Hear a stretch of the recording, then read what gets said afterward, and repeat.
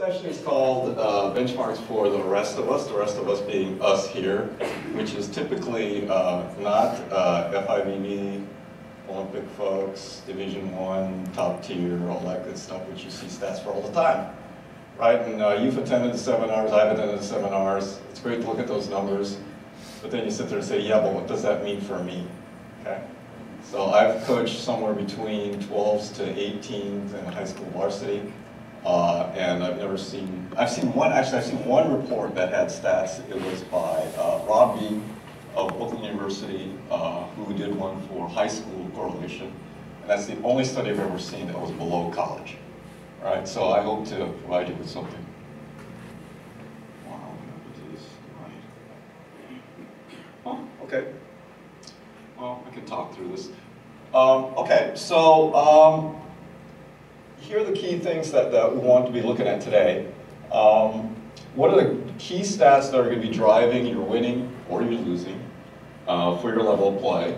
And then the benchmark numbers there and sort of key tipping point types of numbers. So if you exceed, 5 kills, what happens kind of thing, right? What changes in your win rates? And I'm trying to keep this as digestible as possible because I've attended a few stat seminars, and after a while it's really hard to figure out what I'm supposed to do with the data. And it's sort of like the data you collect right now with your stats programs, which is the other part of the fun, right?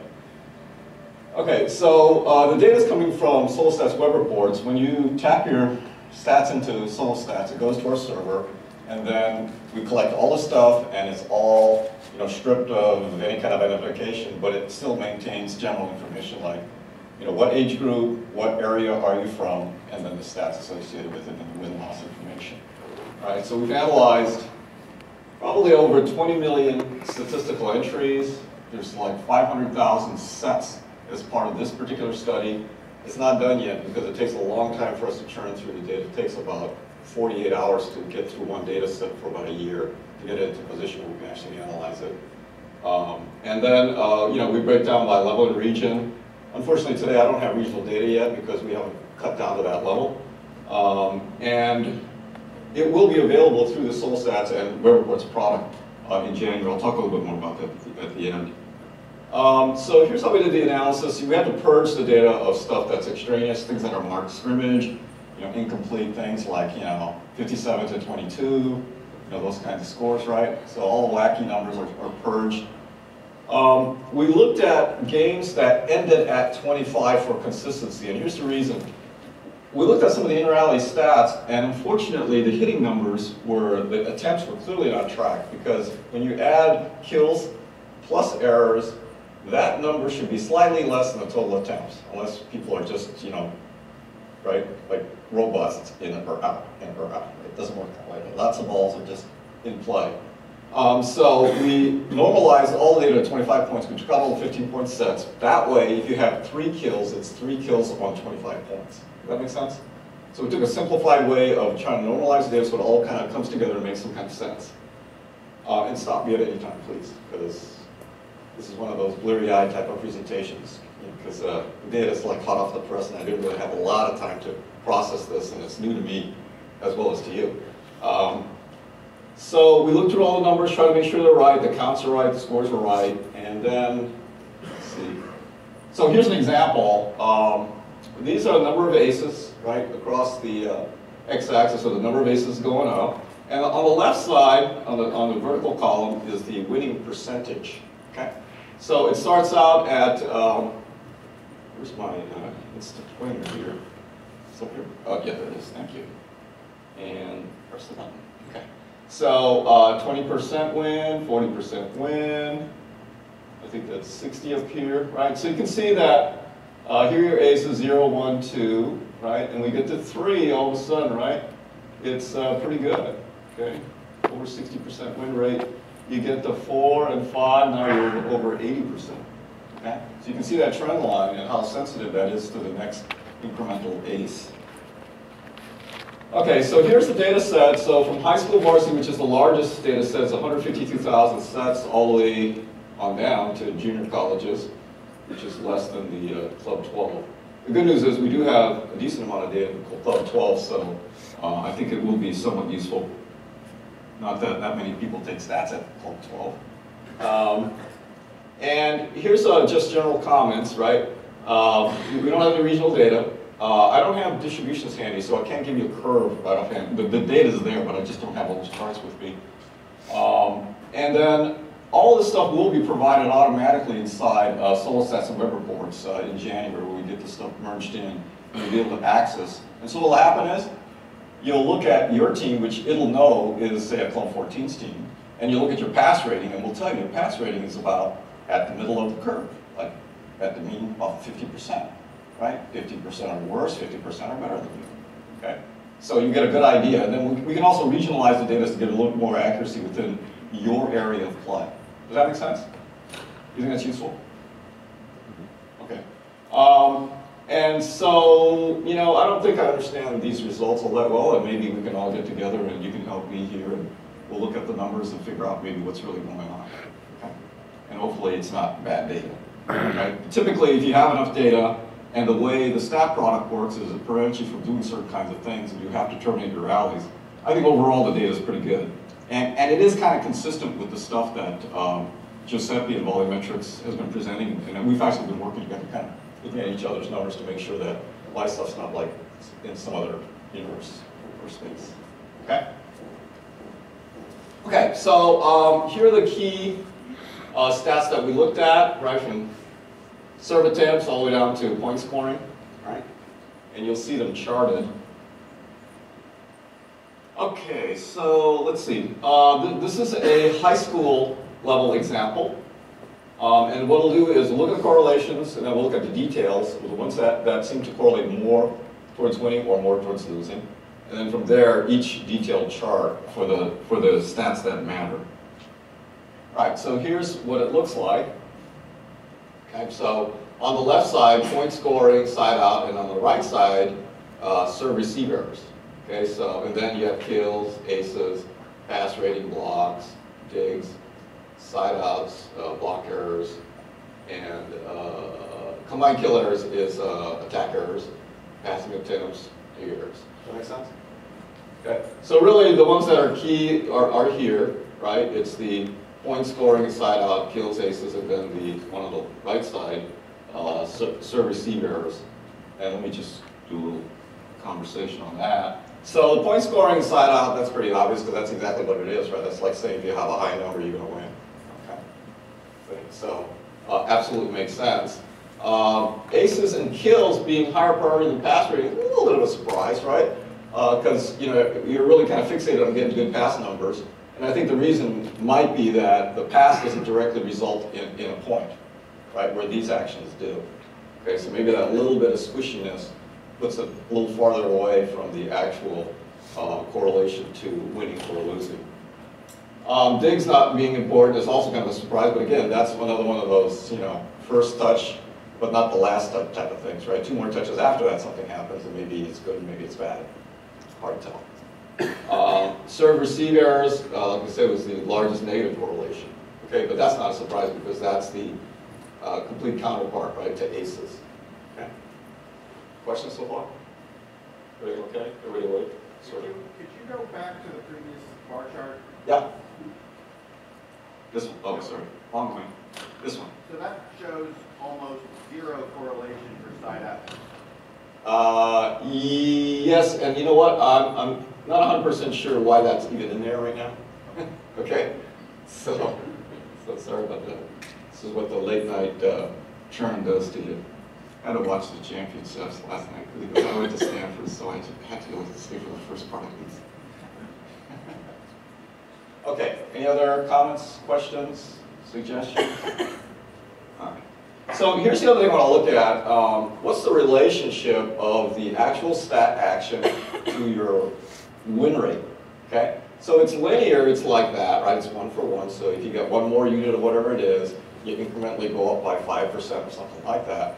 Or is it more of a hockey stick type of thing where it's kind of flat, and then all of a sudden if you cross the threshold, right, you get to this tipping point effect and everything goes really good or really bad, okay? And so you'll see in a second that some of the numbers actually look a little bit like this, where if you get an extra kill, it's like you jump 20% in your win rate or something like that, okay? Okay, so these averages, right, are part of a set of things that are happening. So you have to be really careful about just pulling out one number and saying that's the one, and if I fix that, everything else works. You really have to think about it in terms of if everything else is held constant and I move this number by a little bit, what's going to happen? Okay? So that's like a lab experiment you can't do in real life, right? Because, you know, game time, you don't have control because this thing goes up and that thing goes down. The next thing you know, you're right back to where you started from. Okay? So, in fact, last night was great, right? You know, Texas and Nebraska. It's like, let's see, Nebraska's like the best serving team. Texas isn't passing well, but it doesn't matter because they're making kills off all the auto system hits, right? So, you know, it's like that, right? Pass crappy, hit well. You know, pass well, hit crappy, right? So it's a tough thing where you got to hold everything constant and then incrementally increase certain things. So you don't really have that kind of dial control game time, right? But you are, as a coach, when you're training, trying to do that, where this one area you're trying to get incrementally better, and hopefully everything else will be held constant. That's the whole, right? Okay, so here's the detailed look. So this is point scoring. And you see that at 50% point scoring, the win rate's 60%. And part of the reason for this, and we'll get to it when I show you the global data from 12 on up, is that the game changes, right, from being service-oriented to receiving kill-oriented. Okay? And so like in college, what's the side-out rate? Like what we saw last night? A number, please. 60%. 60% at least. Okay. Some of the games get up to about 75. It's crazy how much of a disadvantage the server has, right? So you can see that the point scoring curve for the older ages gets even worse. It's much harder to score a point. In fact, getting to a 50% point score rate would be unbelievable, right? Because what's point scoring relative to side out? What's the number? So if we side out at 60%, what are we point scoring? Folks, 1 minus point scoring equals side out, right? So it's 40% side out. Excuse me, if we're siding out at 60, it's 40% point scoring, right? And typically in college, your point scoring rate at Division I level is about 33%. So it's really low. It's like way down here. Okay. Now, you know, in kind of middle high school range, right, 16s, the low 17s, you can be siding out at 50% easily, right? Because the ball control is not quite as good. Okay? That make sense? So please stop me anytime because, oh, one other thing. If your point scoring rate goes up just a little bit, you see how steep this curve is? And you can literally get up to 80%. Only problem, it's really hard to do that against good competition. Right? You'd have to ace like crazy to make that happen, or block like crazy or something.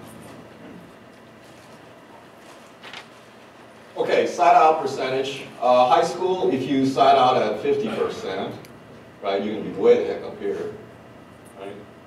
So, let's see, 50, let's see these numbers. And so let's look at the next one. And this is, again, really steep curve, right? So slight variances create huge improvements or decreases in performance, right? And I think if you've gone through the GMS seminars, you know, the Gil Fellingham stat, like 2% improvement inside out improves your win rate by what? Like 28%, something like that. I think that's the number. Right, so there's a lot of sensitivity in there, okay? Aces, so at 2 aces, you're at 50%, so at 3 aces, right, your win rate really starts to climb, but of course that makes sense because that's the point scoring side, which curve is super steep. Okay, so a little bit of change, and next thing you know, boom, your win rates go up dramatically. Okay, kills. Kills start to become more important in high school, right? And at 9 kills, you're at 60%. 8 kills, you're at 50%. 9, you're at 60%.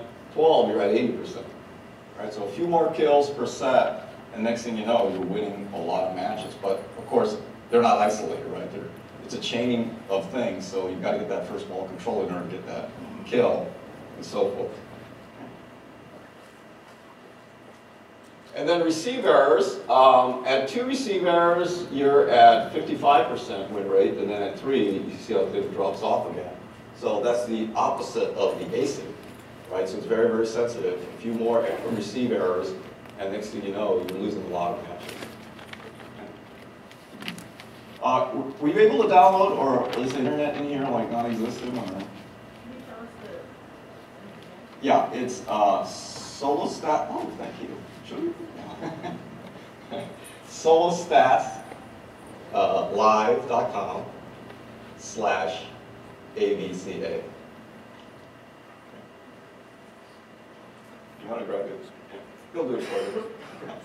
I'm sorry. Thanks a lot. Appreciate it. Okay. So let's go to the next one. All right. So here are attack errors. Right. So 5 attack errors, 50%. 6, it starts to get down to 40-ish, just a little over 40 something, 45 maybe. Right. 7. Now you're really starting to decline there. Okay. So some sensitivity there, not super bad. A few extra attack errors, maybe not so bad. And then dig errors, at 50%, about 5 dig errors is at 50%, so then you get down to maybe 7 dig errors and you're slightly under 40%. Okay, so a little bit of a drop off there as well. All right. Okay. All right, so now we look at a comparison of all the age groups. We'll cross that, and then we'll see which one of these things really matter for each area. And you'll see this kind of change from the serving game to the receiving game. And then I'll try to provide a little summary table and maybe some suggestions, and I would really appreciate your suggestions about looking at the numbers and thinking what we should do. Okay. Yes? So 12 kills and 5 errors, if you have both of those, what's the correlation? Good question. I don't know. What's the correlation? I think that, again, it's one of those things where if you keep things constant, right? So if you can maintain 5 errors, but then the kill side's up there, then you're probably going to do okay. A little bit, the kill side's a little bit funny in that it's a little bit of a, so here's an example. You have a hitter who makes a lot of kills and makes a lot of errors, right? And doesn't leave a lot of balls in play. So how does that work relative to your competition? What's the answer? The answer is it depends on your competition. So if your competition has a high dig to kill ratio, right, then you kind of don't want to leave balls in play. You want to hit as hard as you can. And as long as you're in the plus column, it's a race to 25 and you're going to get there first because your error count's lower than your kill counts, right? So you might want to be in that position of, 12 kills, 5 errors, no problem. We beat you to 25. Again, it's tricky because it's a two-sided deal and we don't know what's on the other side of the court. And this is giving you kind of a big statistical average of that opposing team. And, right, it's really hard to actually tell how good a team is by watching them play somebody. Because unless you know the teams that they're playing, or a team that you know really well, you can't really grade them very well. Right? It's like what's happening here, at the championships, they're saying, oh man, these teams are so good and blah, blah, blah, blah. And then you got a team like Stanford sneak in. And Stanford had a horrible middle part of the season until they figured out what rotation they're in and decided to start 4 freshmen. So, things have changed dramatically since then. Any other questions? So here's the eye chart, and don't worry about it because I got the details that you can actually see. But this is the correlation chart that you saw for high school varsity, and starting at 12s all the way up to university. Okay. And what I'll show you next is some of the factors change, and there's a little bit of drift in the way certain people correlate more or less. So this is another eye chart, but all you have to do is watch the colors. Okay. So the top color here is the what do we call it? Greenish yellowish color.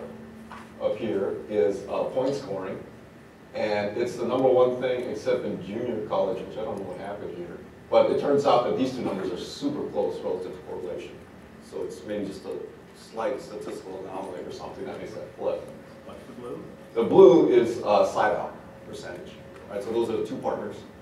Okay, so they go across, and a little bit of a flip there. So I'm gonna kind of like ignore this one because I'm here. I can, and I don't have an explanation. Right? Maybe you have an explanation, something that happens at JC that I don't know about. Yeah. So for university, is there any sort of difference between D2, D3, and AIA, or is it? I don't have that data yet. And the reason is because I wasn't smart enough to put that level of granularity in the selector list. Okay. However, the new products have that now. So by next year, maybe I'll do this presentation again with more data. I should have a little more granularity on that. But my expectation, though, is that it's going to be one of those steady climb things. Did you attend the volumetric session yesterday? I did not. Okay, so they had a really exciting chart. It was like the difference between being in the middle of the pack in Division I and the top 5% was like 1.5% on some key statistics. I mean, it was ridiculous how thin that was. It was like, oh, so let's see, if you cough during the play, you lose. It's like that.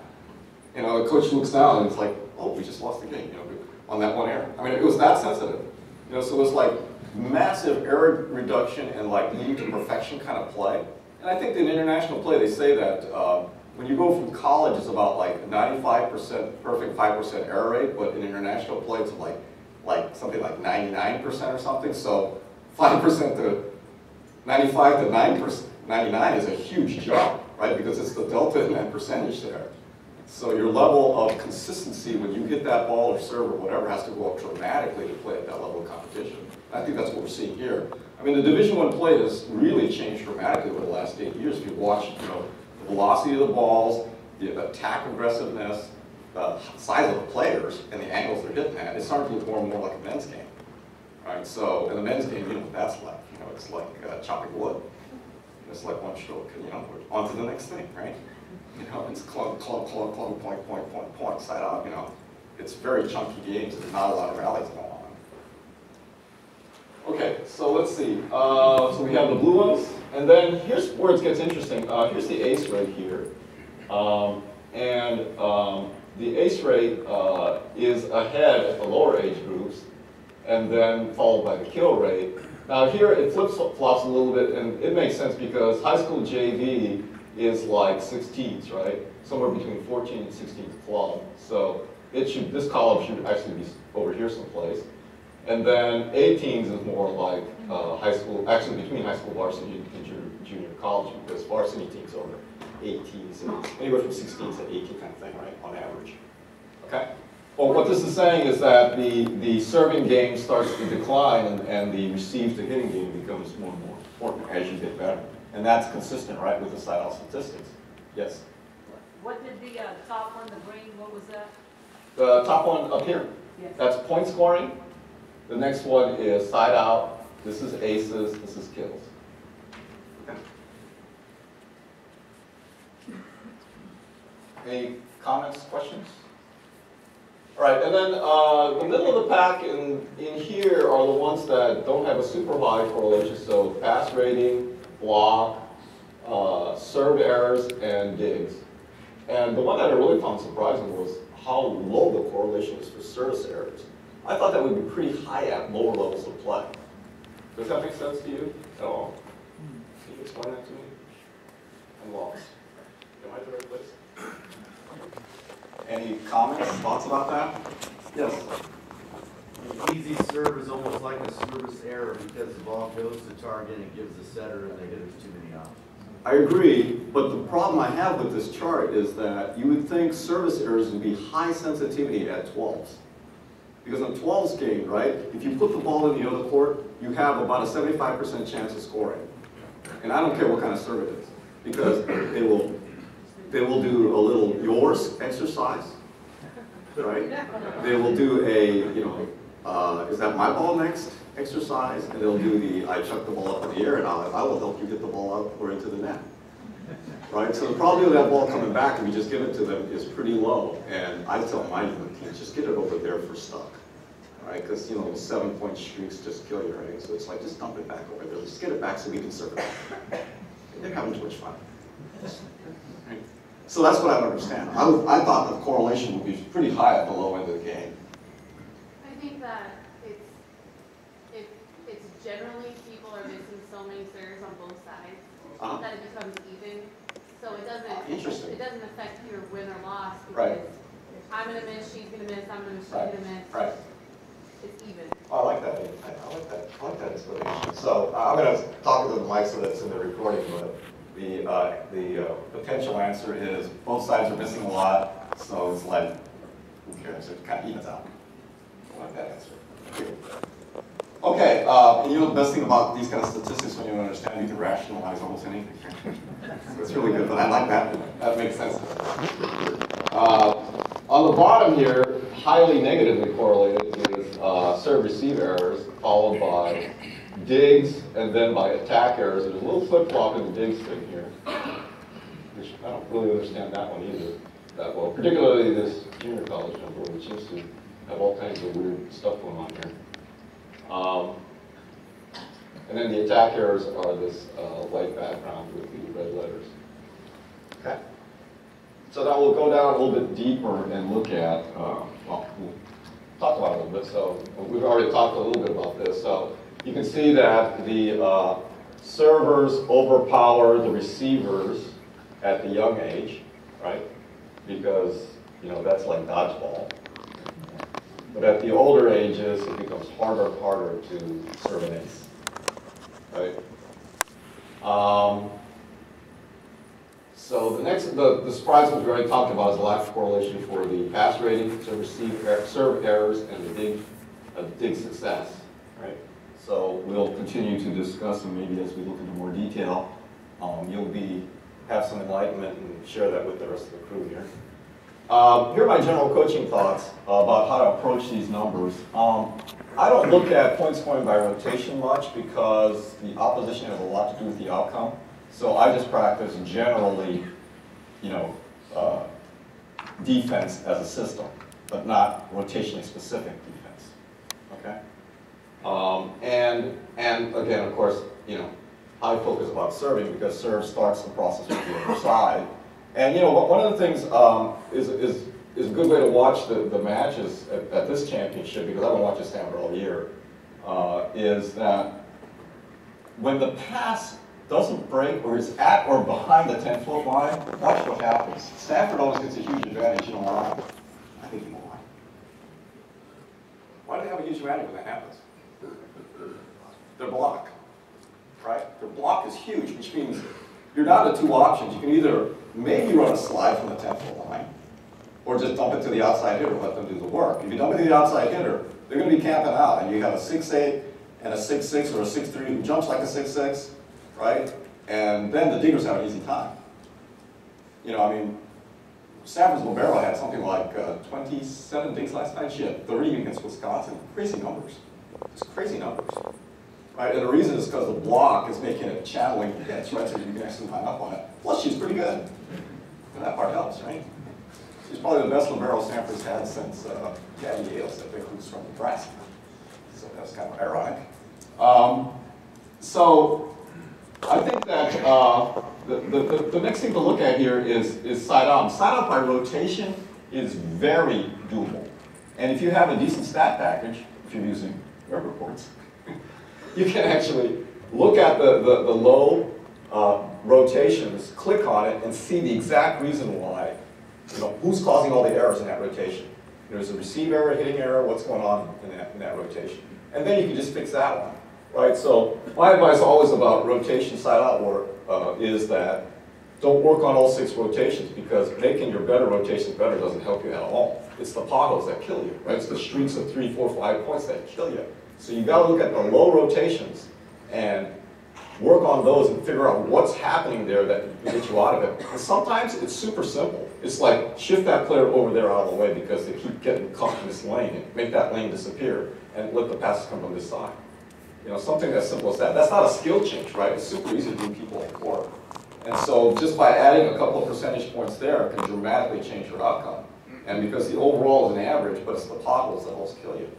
Yes? You had mentioned point score that you don't really focus on watch outs other than defensive systems, kind of.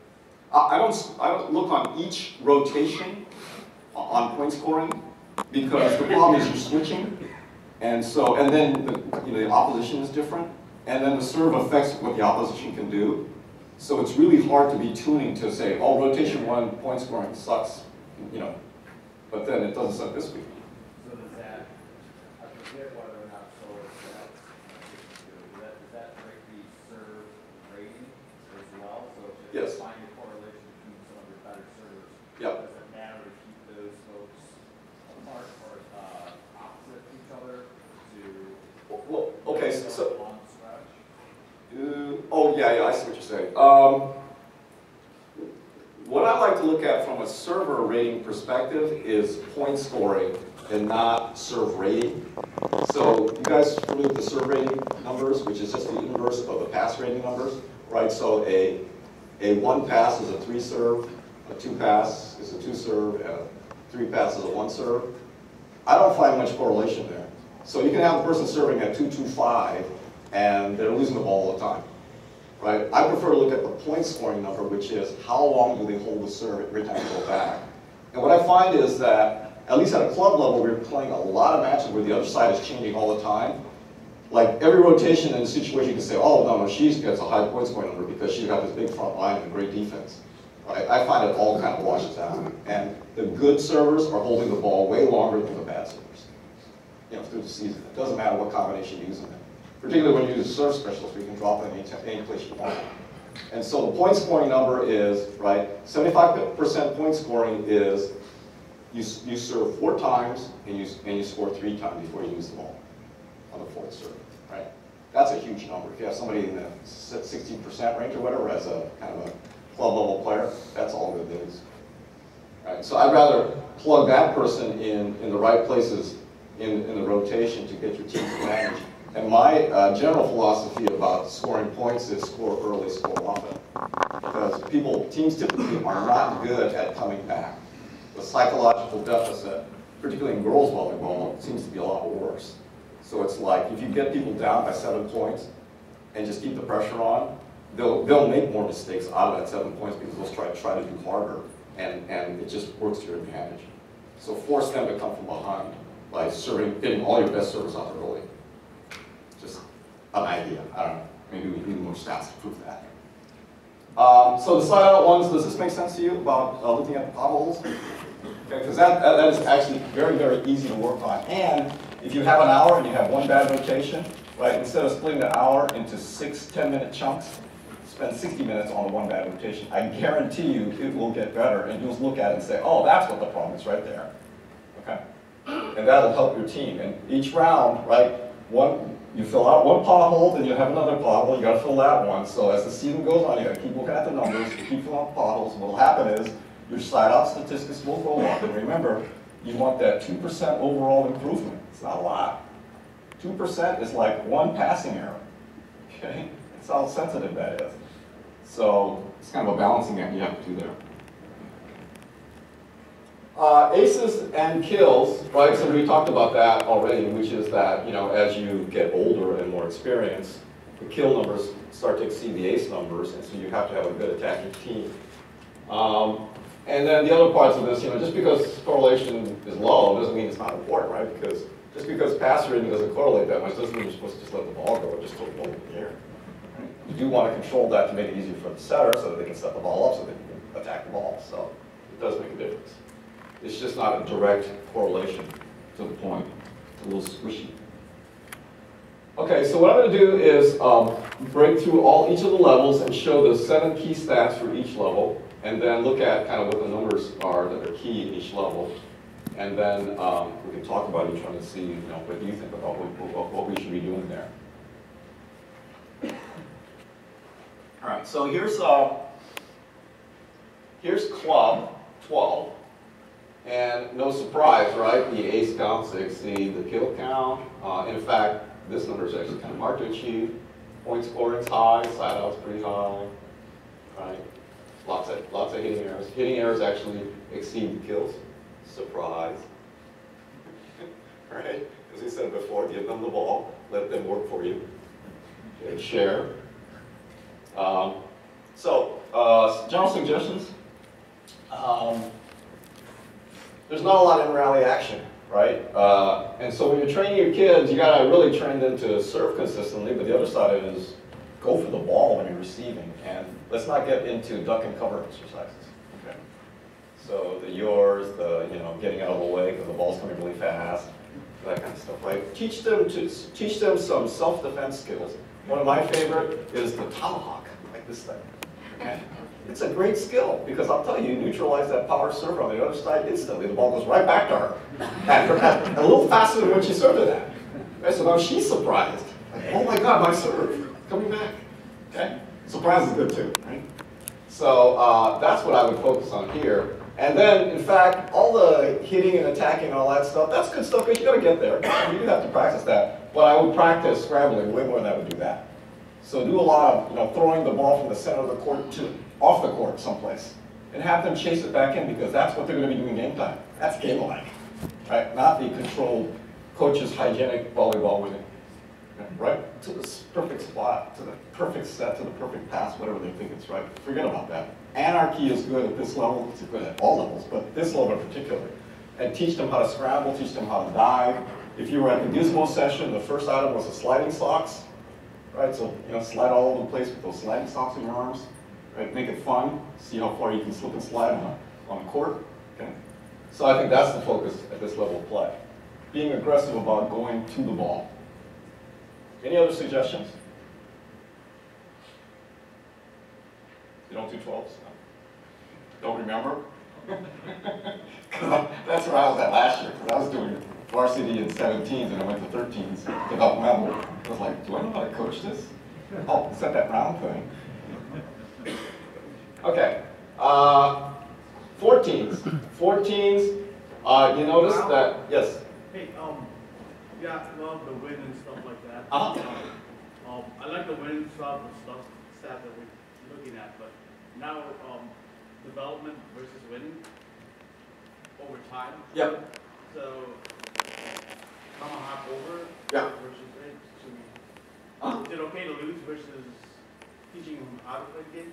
Oh, no, yeah, you're sure. In fact, you'll get to mine. That's exactly what we'll say in this slide here, which is the winning now versus learning to play volleyball. But here's the thing. I will tell you, I don't care what level of volleyball you are, you don't want a 7-point screen. So if you're out here at the NCAA finals and you tomahawk the ball over, I don't think the coach would be pissed off if you score off of that. Right? You know, and so there's a point at which those point streaks, losing is no fun online. I guarantee you, if you have less than a 50% win season, parents are going to be really unhappy. I don't care how well you think you play. Because I've done that a few seasons now, where it's like, wow, we played some great volleyball all season, and we lost most of our games. Look at their faces, right? They're not happy. You know, you got to win some games. And so there's situations where it's absolutely necessary to pull out the tomahawk, because that 7-point streak is no fun for anybody. And you know what? You're not learning any volleyball. You know, you're not, it's just sitting there getting attacked by somebody who's blasting balls at you. You're not learning volleyball at some point. Right? You try a few passes, and if you fail because you don't have the skills, just get it back in the court and play volleyball. Because you need the rallies, right, to win the game. You got to touch the ball. If you're not touching the ball, you're not learning any volleyball. So there's a little break point in there. You got to figure out where is it where the learning stops, and now it's just, you know, just getting flogged. Okay, so here you notice that now the aces are less than the kills, and we're starting to play volleyball. So now I think there's a relationship between the kills, the serve receive errors, and attack errors, right? They start to come together. And notice this number is still bigger than that number on average, right? So what my suggestion here is that, you know, we're starting to play volleyball here, right? Pass set hit starts to become important. And this is a transitional point where you're going to start going to the next phase where you do have to be able to attack the ball. So it does become important to get some control over the receive. But one thing that's really clear from all these statistics is, and I think even the presentation yesterday talked about it, is they said that the 3-pass is overrated as a correlation. It doesn't correlate very well, is what they're saying. And in fact, the more important correlation is the receive error, right? So which makes sense, right? That's an instant loss of point. So, you know, you can sit there and say, you know, I want my team passing at 2.0, but you know what? I think I want my team passing at less than 10% errors. I think that's the first number you should look at, right? If you can pass at less than 10% errors, you're going to have a lot of control over that game, because you may try to bomb that ball, somebody's going to get that ball up. And this is very, very different kind of passing technique than trying to pinpoint the stuff and then miss 20%, 30% of the other balls. You know, so it's a little bit of a philosophical issue. For me, it's really hard to actually accept this because, you know, I like to run through the middle, and it's hard to run through the middle unless the pass is somewhere near the middle, right?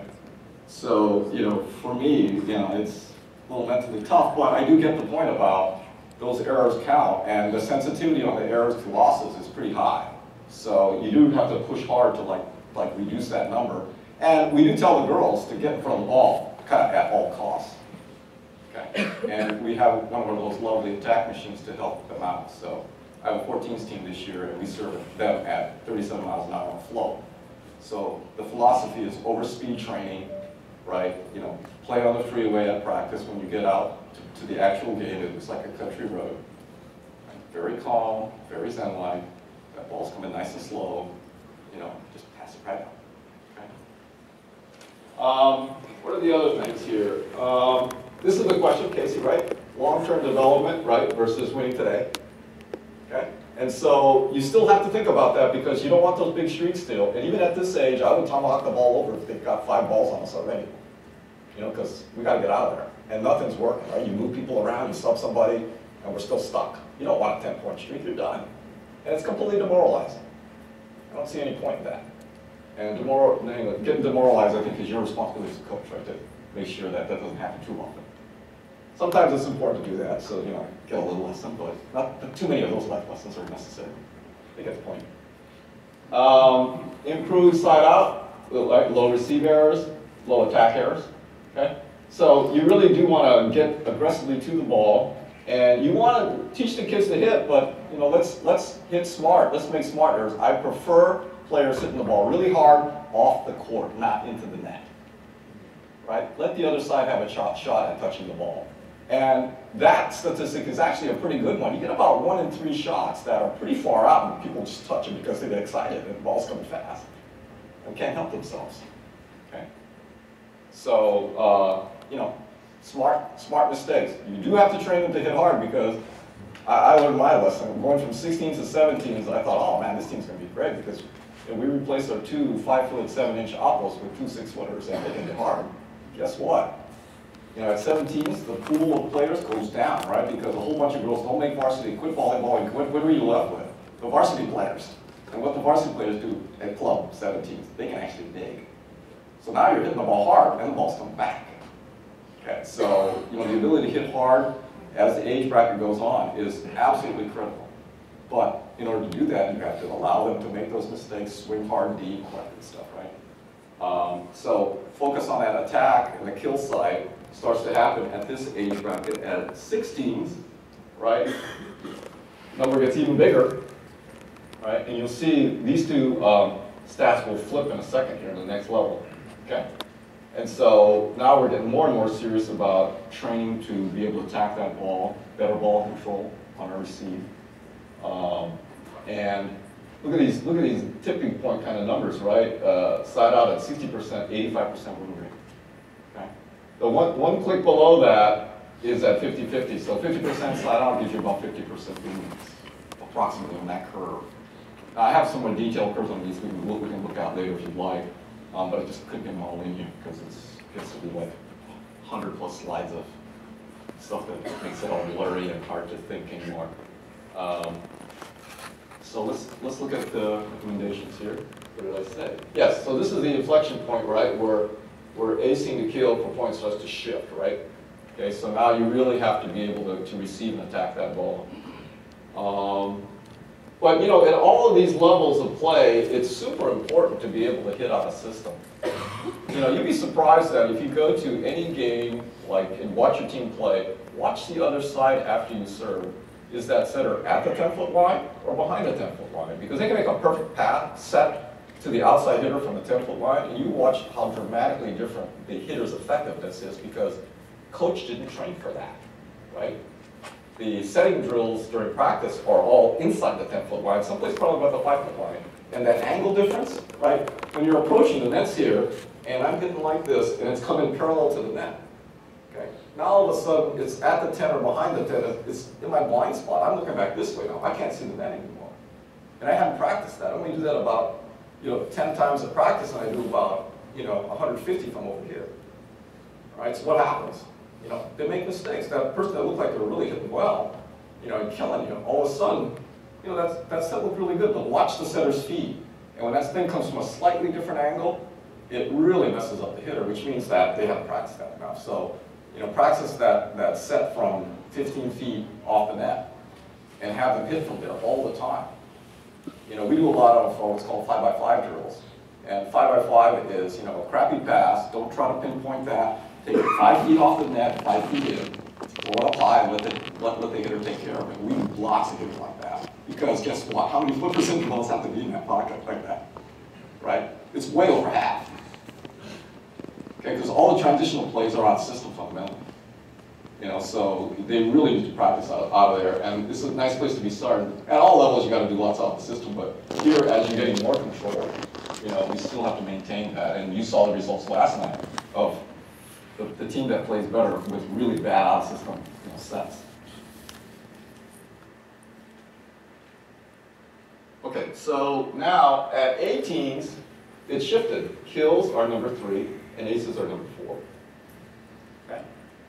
And the kill rates to maintain some level of wins has gone up again. This number is progressively increasing at each level of play, which means the defense is getting better, right? And you're going to have to work a lot harder to put the ball to the floor.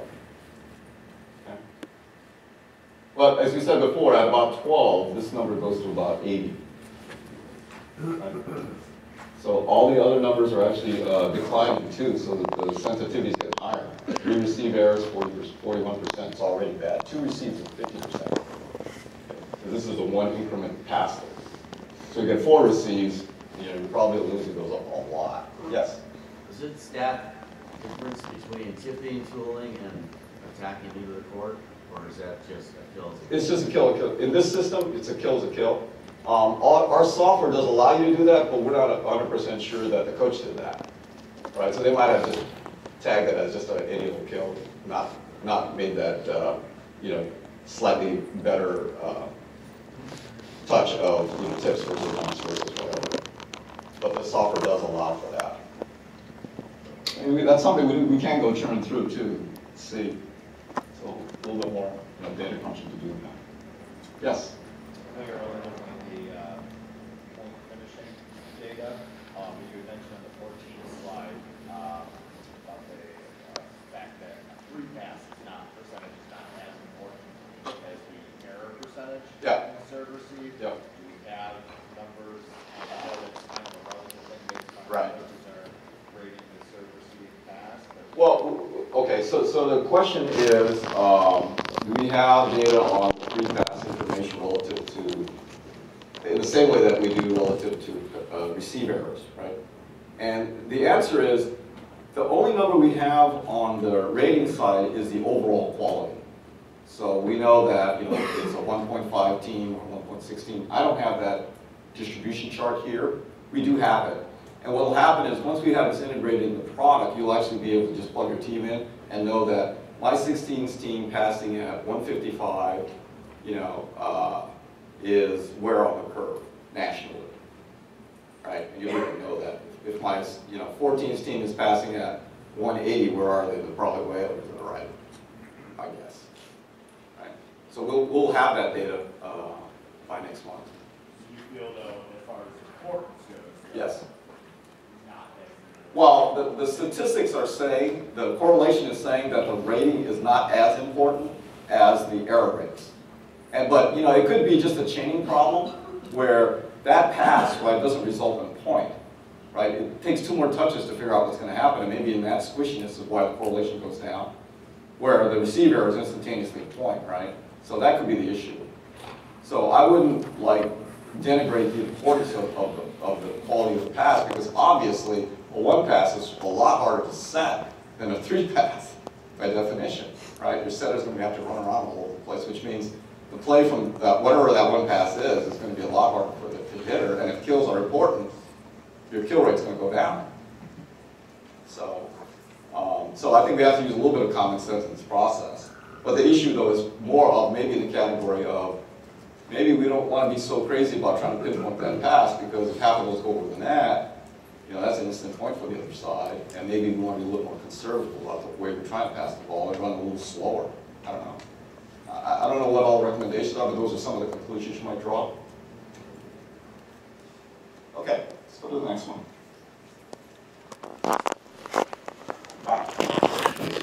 Sorry. Okay, where were we now?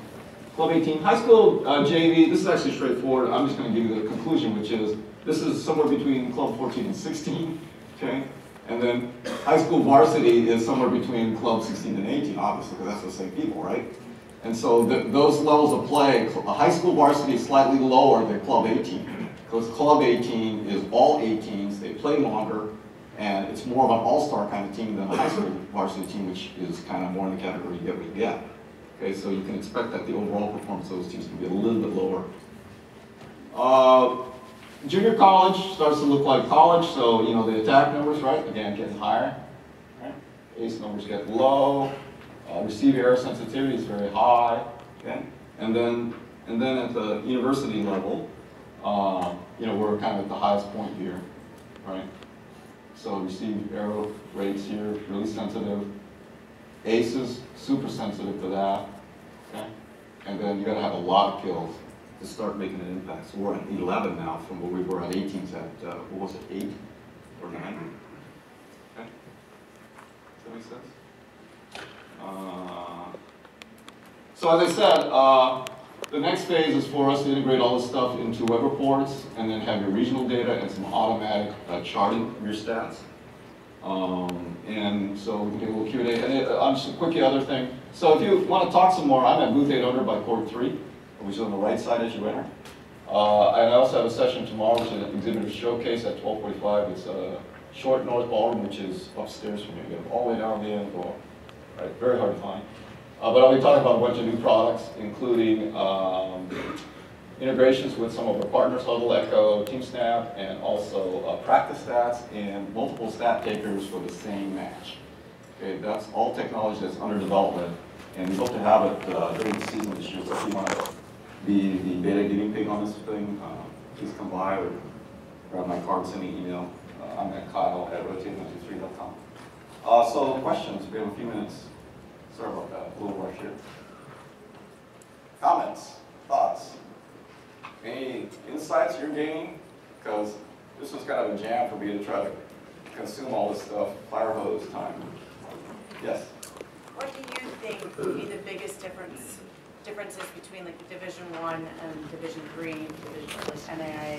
What do you think would be the bigger differences for those? Yeah, so let's think about this a little bit, okay? Because I think that regardless of division, you get to some point where you're physically able to serve the ball about as hard as anybody, right? So you're going to find somebody in Division III that can serve as well as somebody in Division I. There's no magic to it, right? That's the only close skill we have in the game. So if you can bonk the ball really hard and in a good spot, make it float a lot, I think the serving can be just as tough as any other team in Division I. So then the issue is, how good a receiver are you, right? And so if you're a Division I level receiver, maybe you shouldn't play Division I. That's kind of a conclusion. So I would guess from just that simplistic analysis that maybe the serving game has a little bit more of an edge at Division III, because the receiver may be a little bit weaker.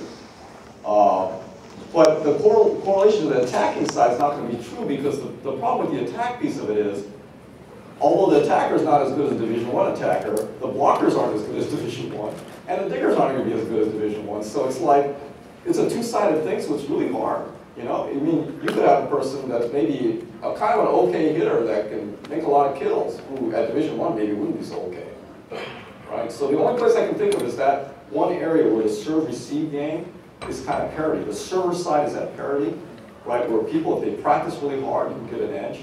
And maybe that's the place where you really want to emphasize more so than others. But that's consistent with what Hugh McCutcheon has said, right? The U.S. is the crappiest serving team in the world, and because we don't practice enough, right? Because we love hitting the ball, you know. And at the gym time, we spend 5% of our time serving, and then 80% of our time doing attack drills or something, whatever, right? I think the same applies for David. If you look at the Asian teams, right? I mean, Japan playing the U.S. looks like a joke, except for the fact that the ball is on the floor. But they're only doing 1 million reps every day, so it's a slightly different thing, right? So, and no U.S. team's going to do that, because they don't do full hour trainings, right? They try to be a little more sensible. So, any other thoughts and comments? If you have ideas after looking at the slides, please let me know, because this is an open forum. We're going to learn from each other, and this data is brand new. I haven't had a lot of time to consume it. I've got a few too many presentations this week, so kind of just getting the next one done as the day goes on. Just send me an email, and I'd love to have conversations with you. We'll come back here and we can talk some more. Thank you very much.